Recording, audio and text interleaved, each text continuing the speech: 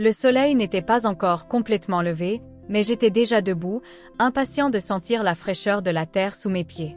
Le chemin de terre du village était ma deuxième maison, un lieu sacré où je pouvais rêver. À tout juste 10 ans, je portais déjà en moi une flamme qui me poussait à courir, à rêver d'être champion. Fatou, tu peux être la meilleure, me disait ma mère en me regardant m'entraîner tous les jours.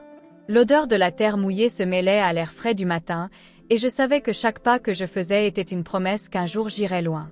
Je me tenais sur la ligne de départ, les pieds bien sur terre, tandis que les autres enfants du village se préparaient à mes côtés. « Tu ne vas pas gagner, Fatou », s'est moquée l'une d'elles en essayant de me détourner de ma concentration. Mais ce qu'ils ne savaient pas, c'est que chaque mot de défi ne faisait qu'alimenter ma détermination. J'ai fermé les yeux et respiré profondément, écoutant le bruit du vent passant à travers les arbres. Lorsque la cloche a sonné, je me suis lancée en avant, sentant l'adrénaline monter dans mes veines. Le sentiment de liberté que me procurait la course était indescriptible. Je ne faisais pas que courir, je volais. Après quelques années, la vie m'a apporté une nouvelle réalité. Le déménagement en France a été soudain. Je me souviens de la première fois que j'ai vu la ville. Les lumières vives, le bruit effréné, tout était si différent de la tranquillité de mon village. Le désir de ma patrie me serrait la poitrine, mais je savais que je devais m'adapter. « Fatou, tu peux faire ça », me répétais-je en parcourant les rues inconnues, essayant de me familiariser avec ma nouvelle maison. À l'école, l'athlétisme a été l'une des premières choses qui a retenu mon attention. Le bruit des baskets sur la piste, l'énergie des autres étudiants, tout semblait si vibrant. « Tu cours vite, Fatou », commentait un collègue lors du premier entraînement. Son sourire m'a donné l'impression que je pourrais peut-être y trouver ma place. La piste d'athlétisme était un décor nouveau, mais la passion était intacte. Je me suis consacrée à chaque entraînement, chaque course était l'occasion de montrer que mes origines ne limitaient pas mon potentiel. Ma première compétition en France a été un mélange de nervosité et d'excitation. J'étais entourée de visages inconnus, mais cela ne m'a pas empêchée de faire de mon mieux. Quand la course a commencé, le monde autour de moi a disparu. Tout ce que je pouvais entendre, c'était le battement régulier de mon cœur et ma respiration profonde pendant que je courais. J'ai franchi la ligne d'arrivée et, l'espace d'un instant, le silence a pris le dessus. Ensuite, les applaudissements ont éclaté de partout. En entendant les voix excitées, je n'ai pas pu m'empêcher de sourire. Regardez la nouvelle venue, qui se savait si rapide, a commenté un spectateur, mais au milieu des applaudissements, j'ai remarqué des regards méfiants de certains. J'ai pu sentir la différence. La façon dont certaines personnes me regardaient, comme si je n'étais pas à ma place, me mettait mal à l'aise. « Fatou, tu as été incroyable », s'est exclamé un coach qui m'avait remarqué. La joie dans sa voix m'a fait croire que peut-être, juste peut-être, je pourrais avoir un avenir dans l'athlétisme. Mais le doute avait été semé. Est-ce qu'il me voit comme une simple fille africaine? La couleur de ma peau sera-t-elle plus importante que ma vitesse? Ai-je pensé en m'éloignant de la piste? La course n'était qu'un début, mais le voyage ne faisait que commencer et j'étais déterminée à ne rien laisser m'arrêter. Les médailles ont commencé à s'accumuler, reflet de mes efforts et de mon dévouement. Chaque victoire dans des compétitions locales m'apportait un mélange de joie et de nervosité. C'était une reconnaissance que je désirais tant, mais elle semblait aussi apporter un poids inattendu. Ce matin ensoleillé, j'étais en route vers la piste d'athlétisme pour une autre journée d'entraînement. L'odeur de l'herbe fraîche et la chaleur du soleil m'ont rappelé pourquoi j'aimais tant courir. Le cœur battant, je me demandais si aujourd'hui serait une autre journée de réalisations ou de défis. En arrivant sur la piste, j'ai vu mon entraîneur, Monsieur Dupont, donner des instructions aux autres athlètes. Il m'a vu et a souri, me faisant signe de se rapprocher. « Fatou, tu vas très bien. Avez-vous déjà pensé à participer à de plus grandes compétitions ?» a-t-il demandé avec un ton d'enthousiasme qui m'a affecté. « J'adorerais, monsieur. Je veux montrer à tout le monde de quoi je suis capable. » ai-je répondu, ressentant un élan de confiance. « Excellent. Le prochain concours national approche et vous pourriez être l'un des représentants locaux. C'est votre chance. » a-t-il dit, et ses paroles ont résonné dans mon esprit. L'idée de concourir à un niveau supérieur était excitante, mais aussi terrifiante. Comment pourrais-je affronter des athlètes de tout le pays? La semaine suivante, j'ai été invitée à un entretien avec un journaliste local. La pièce était baignée de lumière naturelle et je me sentais un peu nerveux alors que je m'asseyais devant la caméra. Le journaliste, Un homme aux cheveux gris et au regard bienveillant a commencé à me poser des questions sur mon parcours. Fatou, tu es une jeune athlète prometteuse. Selon vous, qu'est-ce qui vous a conduit à ce succès si rapidement? A-t-il demandé avec un sourire encourageant. J'ai toujours aimé courir. Dans mon village, je courais tous les jours. Cela m'a rendu fort, ai-je répondu, me souvenant d'une course sur piste. Et ça te fait quoi d'être un athlète d'origine africaine en France? Remarquez-vous une différence dans la façon dont vous êtes traité? A-t-il poursuivi, la curiosité dans les yeux. J'ai senti une boule dans ma gorge. Parfois oui. Je remarque que certaines personnes me regardent différemment. C'est comme si je devais prouver que je suis aussi bon que n'importe quel autre athlète, ai-je avoué, la sincérité m'envahissant. L'interview a été publiée et rapidement diffusée sur les réseaux sociaux. Un mélange de soutien et de critique a émergé. Je me sentais fière de mes réalisations, mais en même temps, les voix négatives commençaient à me déranger. Lors d'une compétition nationale, après avoir franchi la ligne d'arrivée en premier, l'euphorie a été éclipsée par des commentaires racistes apparus sur mes profils de réseaux sociaux. L'un d'entre eux disait « Elle n'a gagné qu'à cause de la couleur de sa peau ». Ça m'a coupé comme un couteau. Je n'étais pas qu'une athlète, j'étais Fatou, une jeune femme qui a travaillé dur pour y arriver. Cette douleur était profonde. J'avais envie de crier et de me cacher en même temps. Sur le chemin du retour, le silence dans la voiture était pesant. Ma mère, toujours source de soutien, a remarqué mon désarroi. « Fatou, que s'est-il passé? Vous n'avez pas l'air heureux de votre victoire ?» a-t-elle demandé, avec une véritable inquiétude dans les yeux. « C'est dur, maman. Les gens ne voient pas les efforts que je fais. Ils ne voient que la couleur de ma peau, répondis-je en sentant les larmes menacer de couler. Tu es plus que ça. Vous êtes un combattant. Ne laissez pas l'ignorance de certains vous enlever votre lumière. Continuez à courir et montrez-leur qui vous êtes vraiment, m'a-t-elle encouragée, et ses paroles étaient comme un baume pour mon âme. Les jours suivants, pendant l'entraînement, la frustration et la tristesse se sont transformées en détermination. J'ai décidé que je ne serais pas seulement un athlète, mais aussi une voix contre l'injustice. Courir était ma façon d'exprimer ma force, mais maintenant je voulais en faire plus. Je voulais que les autres jeunes femmes confrontées aux mêmes problèmes que moi sachent qu'elles n'étaient pas seules. La reconnaissance arrivait, mais je devais être prêt à faire face aux défis qui l'accompagneraient. La décision de me battre palpitait en moi. Je me suis regardée dans le miroir, la lumière du matin reflétant mon visage déterminé, et j'ai pensé, si ce n'est pas moi, qui? L'idée d'utiliser ma visibilité pour lutter contre le racisme dans le sport a commencé à prendre forme. J'ai attrapé mon téléphone portable et, les mains tremblantes d'anxiété, j'ai créé un compte dédié à cette cause. Le premier message était simple, mais chargé d'émotion. Une photo de moi sur la piste, avec la légende « La course n'est pas qu'une question de vitesse. C'est une question d'égalité ». Dans les jours qui ont suivi, la réponse a été massive. Des messages de soutien ont commencé à apparaître à l'écran. « Fatou, tu es une inspiration. Nous sommes avec vous. Il est temps d'en parler. » Chaque commentaire, chaque like, me remontait le moral. Mais en même temps, je savais que j'ouvrais une porte qui pourrait être difficile à fermer. La peur des représailles et des critiques m'accompagnait, mais le besoin de changement était plus grand. Un soir, alors que je me préparais pour une épreuve d'athlétisme, j'ai rencontré d'autres athlètes qui faisaient également face à des défis similaires.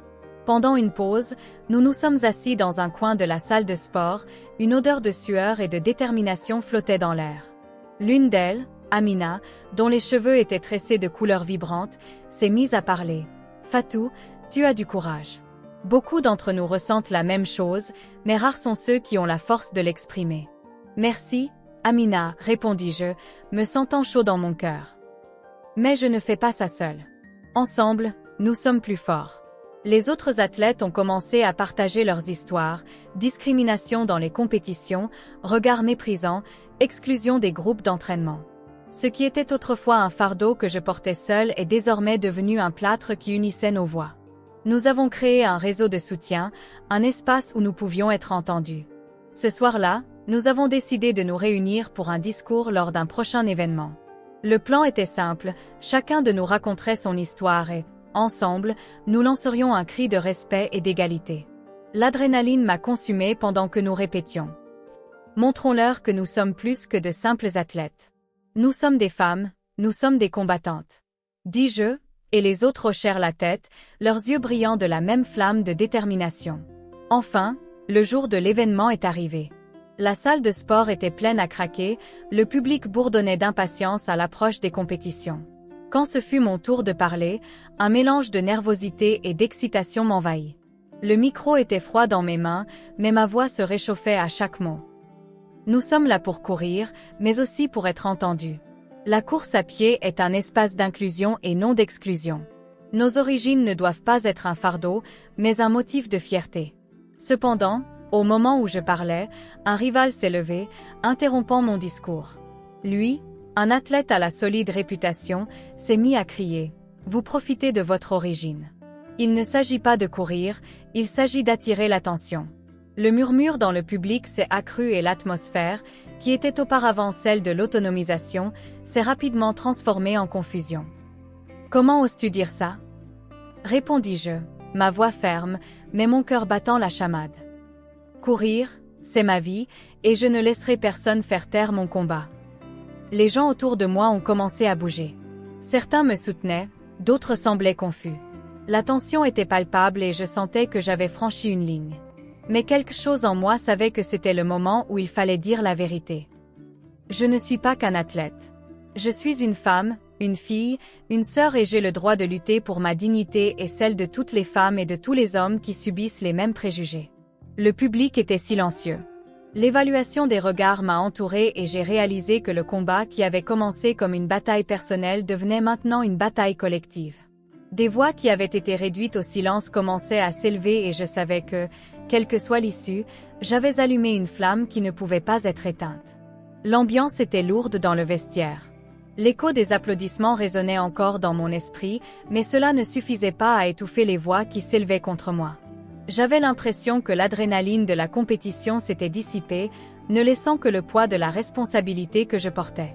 Je me suis regardée dans le miroir, essayant de trouver un air de confiance, mais le reflet que j'ai vu était celui d'une jeune femme déchirée entre l'athlète qu'elle voulait être et l'activiste qu'elle était déjà en train de devenir. « Fatou, il faut qu'on parle », dit mon coach, sa voix ferme traversant le silence. Il avait l'air tendu et je savais que ce qu'il avait à dire ne serait pas facile. J'ai vu ce qui s'est passé dehors. Votre message est important, mais peut-être devriez-vous, je ne sais pas, essayer de l'atténuer un peu? Atténuez-le. Répétez-je, sentant l'indignation monter en moi. Est-ce que vous écoutez ce que vous dites? Je ne peux pas ignorer ce qui se passe autour de moi. Si je ne prends pas position, qui le fera? Il soupira en passant une main dans ses cheveux gris. Je comprends, mais vous savez à quoi peut ressembler le sport.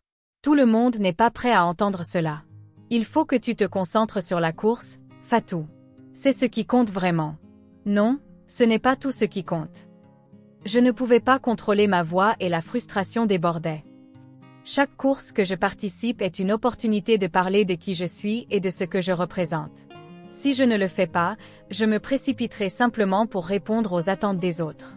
Un silence s'installa entre nous, lourd et inconfortable. Nous avons entendu les bruits des autres athlètes se préparant pour la prochaine épreuve, mais j'ai été pris dans une bataille interne. Tu penses vraiment que je suis un intrus, n'est-ce pas?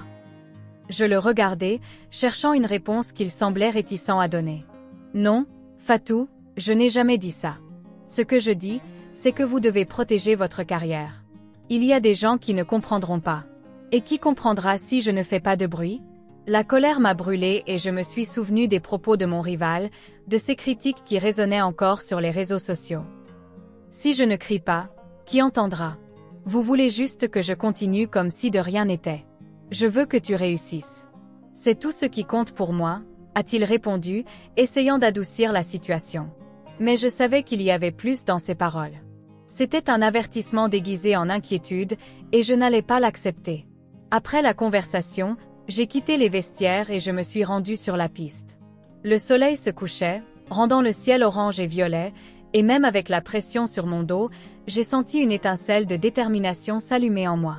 La formation est devenue mon refuge.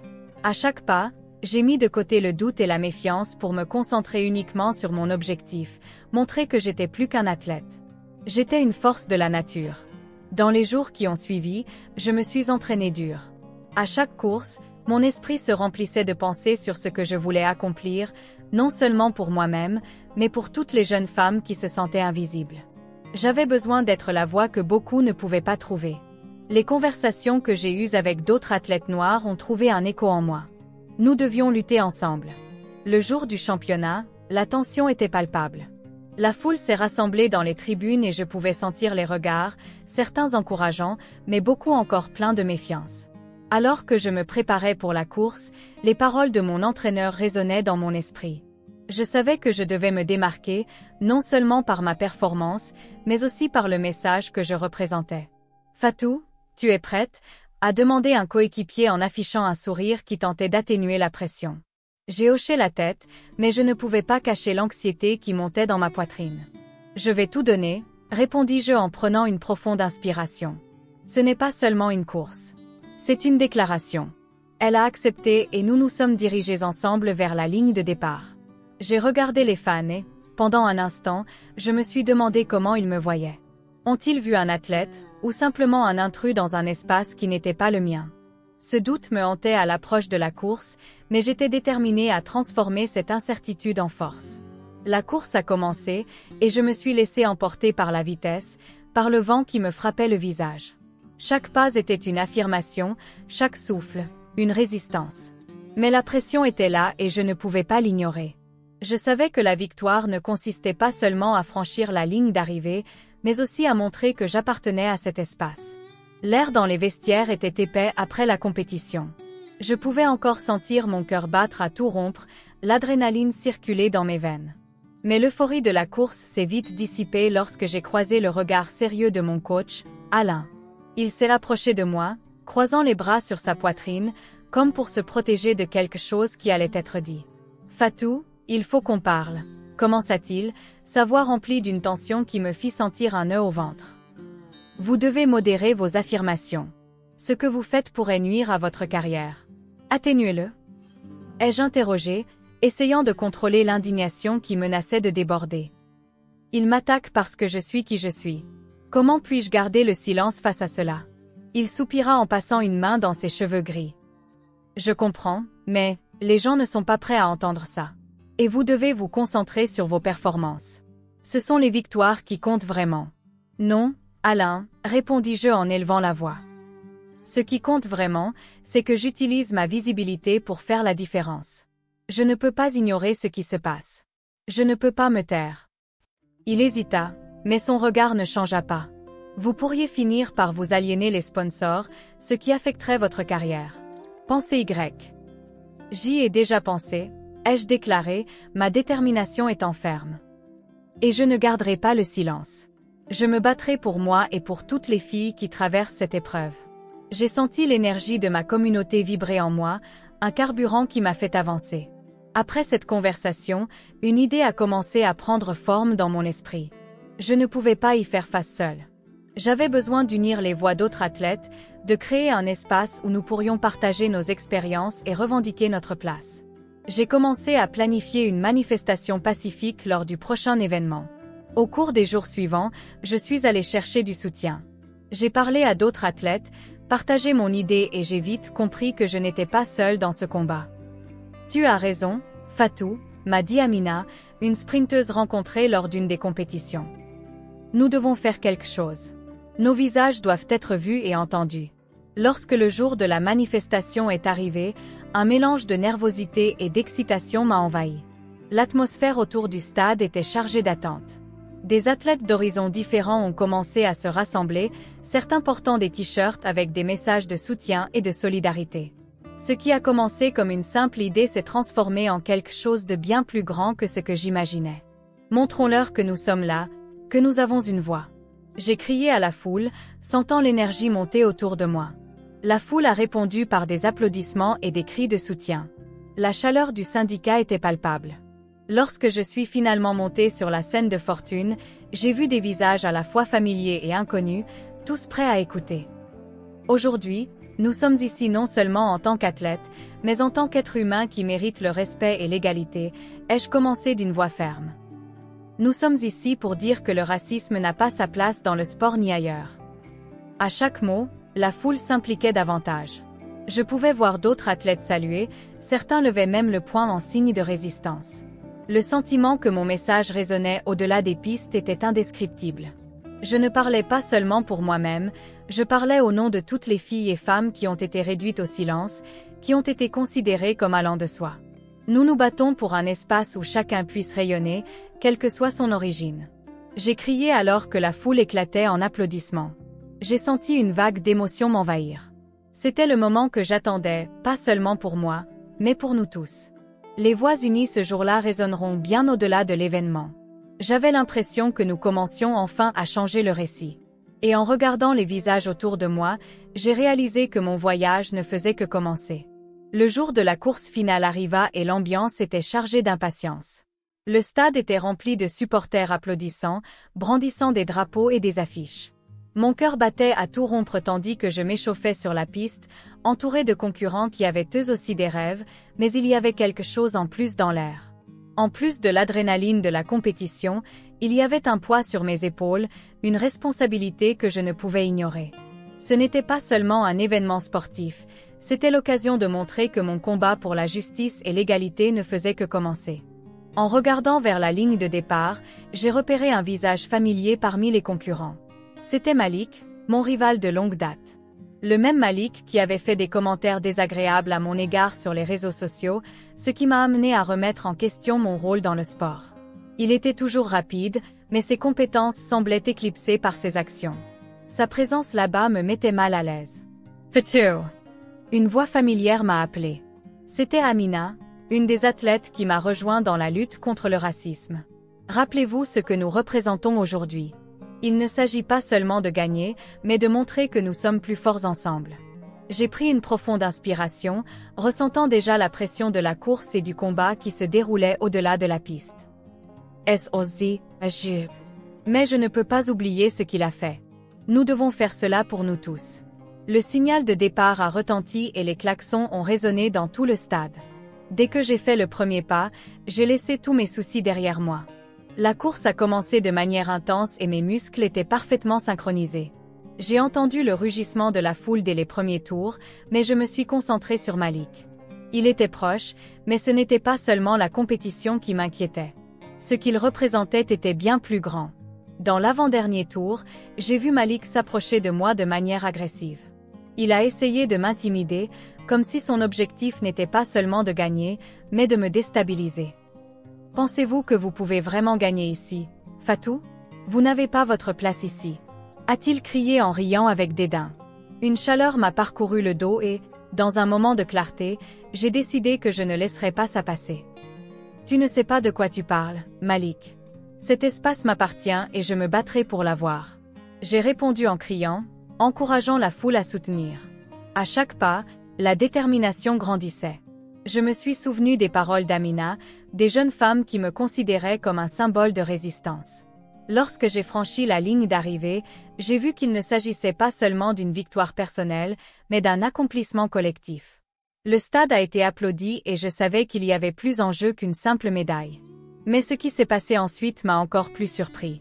Malik, remarquant la réaction de la foule et le soutien que j'avais, a essayé de s'éloigner, mais pas avant que je décide d'agir. L'adrénaline coulant toujours dans mes veines, j'ai attrapé le micro. Malik est peut-être rapide, mais ses actions sont lentes à changer. Non seulement il a saboté les compétitions, mais il a également tenté de faire taire une voix forte et résonnante. Le murmure dans la foule s'est accru et j'ai vu des regards de soutien et d'indignation. Ce que je faisais, c'était plus que simplement faire des reportages, c'était un appel à l'action.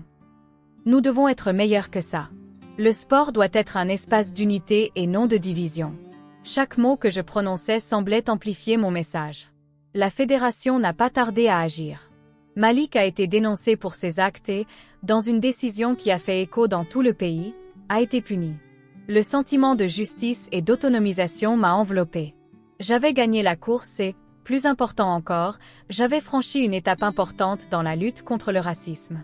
Quand j'ai regardé la foule, j'ai vu des visages pleins d'espoir et de détermination. La victoire que j'avais remportée n'était pas seulement la mienne, c'était de la part de toutes les femmes et de tous les hommes qui avaient combattu avant moi. Et à ce moment-là, j'ai réalisé que la force de ma voix était aussi puissante que mes jambes. Je ne faisais pas que courir, j'inspirais toute une génération.